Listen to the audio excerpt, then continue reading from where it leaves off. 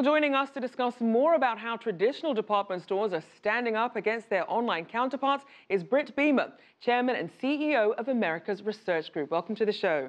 Well, thank you so much. So, looking at what's happening with U.S. retailers, what's your reaction to their performance?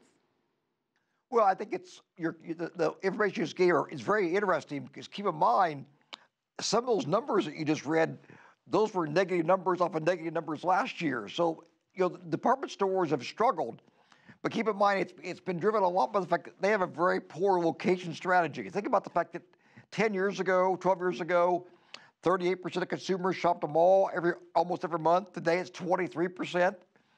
In 2001, for example, back to school, kids decided what clothes they're going to wear. 40% of them decide what they're going to wear. This year it was 11%. So what you're seeing these shifts away from malls. You're seeing parents take over control of spending. And I think, the bad thing is everybody gives all the credit to online being the negative. I would argue that today, parents and families are buying fewer items today than they did 10 years ago. And therefore, it isn't just online, it's just the number of items being bought by families across the board has declined almost every year for the last 10 years. Now, with this reduced foot traffic that you're seeing in malls, we're seeing some of these companies like Macy's slashing their prices as a way to draw customers in. What's your take on that strategy? Well, I mean, that's the only strategy they really have going forward. One of the great problems that department stores have is they basically, years ago, put the anchor in the ground saying, we're going to be in major malls around America.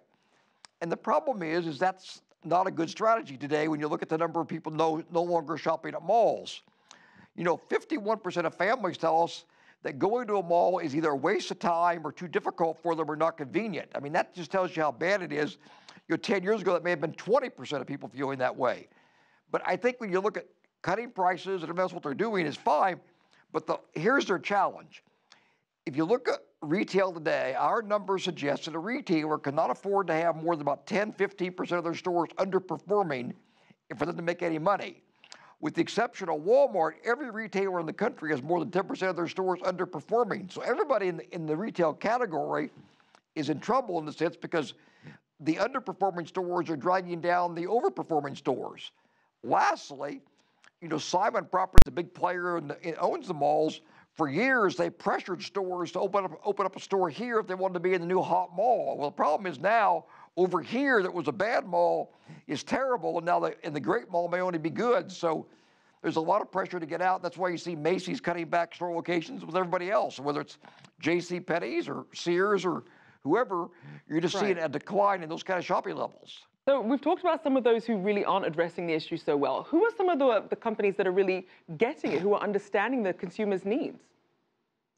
Well, I would say today there are very few retailers really doing that. One of the problem we have is, and I think your comment by your person a minute ago is very accurate, everyone is selling virtually all the same things.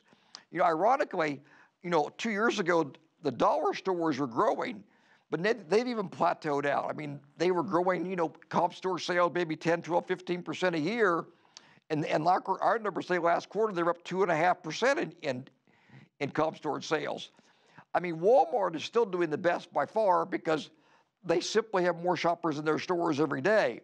The problem that Walmart has, though, is that more and more consumers complain it's taking longer and longer to get in and out of the stores if they want to buy just a few items. Right. And this is the problem, is that those consumers under 30 years of age are the most impatient people I've ever studied in my life. They do not want to waste their time. So the challenge is can retailers get that under 30 age group consumer back in the stores to buy something and make it efficient in time? And that's the real question mark.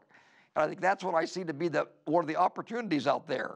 Now, Britt, I do want to get your outlook. Being that we're seeing all these shifts in terms of the demographics, how people shop, not just online, but people really tightening the purse strings, what's your outlook for the U.S. retail industry?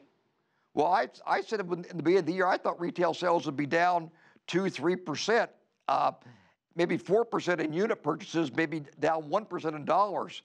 I mean, it's very depressing when you look at the data because what's happening is that as consumers really started feeling the Trump effect, what happened was you started seeing some dollars being spent in areas that weren't being spent before. For example, our research says that the home improvement stores, you know, Home Depot, Lowe's, have seen the biggest increase because the people who, for example, who had not done anything to their home for the last few years because they were underwater on the equity basis, right, are now spending money on their homes. And I'm seeing more and more consumers improve their homes and put them up for sale now because now they can sell them and at least get out of them.